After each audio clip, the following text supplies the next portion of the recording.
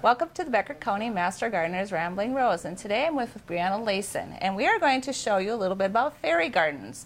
There are all kinds of cool kinds of fairy gardens that can be created, and this is the creative lady that can do it.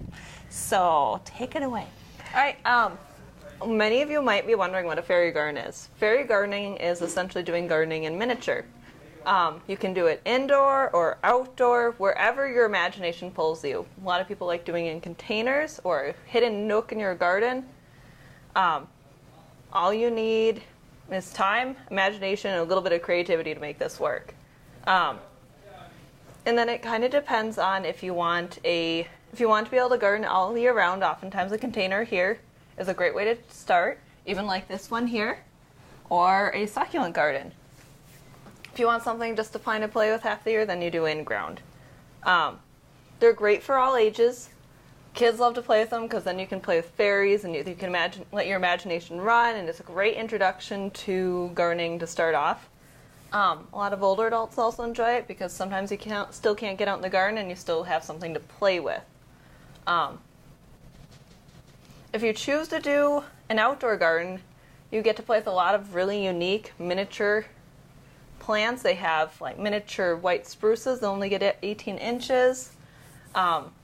There's a type of birch, Nana birch, or only get up to 3 feet when they're fully grown. Shadier spots, you can do hostas, you can do little miniature ferns. It's endless, isn't it? Yeah. I mean, you get, There's like so you many say, choices. use your imagination and creativity. Yep. I know a lot of times I've been to a couple places where people have had their fairy garden, and it's like you kind of walk around and it's by this tree at the bottom of the tree, and it's just kind of it's a surprise. Well, that's supposed to be the fairy gardens. They're the little people, so they have their homes hidden from the rest of us. Yeah, very cute. Very cute. Or if you want to do an indoor plant, it's really unique because you can pretty much use any type of indoor plant and sometimes outdoor plants you wouldn't think of. Ficuses, rosemary in a small makes a really great little tree. You have some things like a miniature ponytail palm. New Guinea impatiens you normally see outdoors. Yet we have it in miniature. And even some Nephitis here, done in miniature. And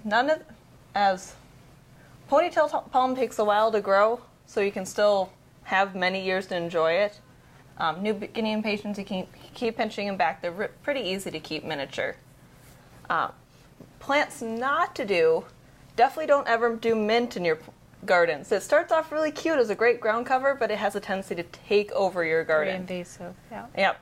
Just because you start with a little plant, sometimes you got to look at what it's going to be full grown, otherwise it's going to be a giant in your miniature garden. It'll take over. Oh yeah. It'll take over. Okay.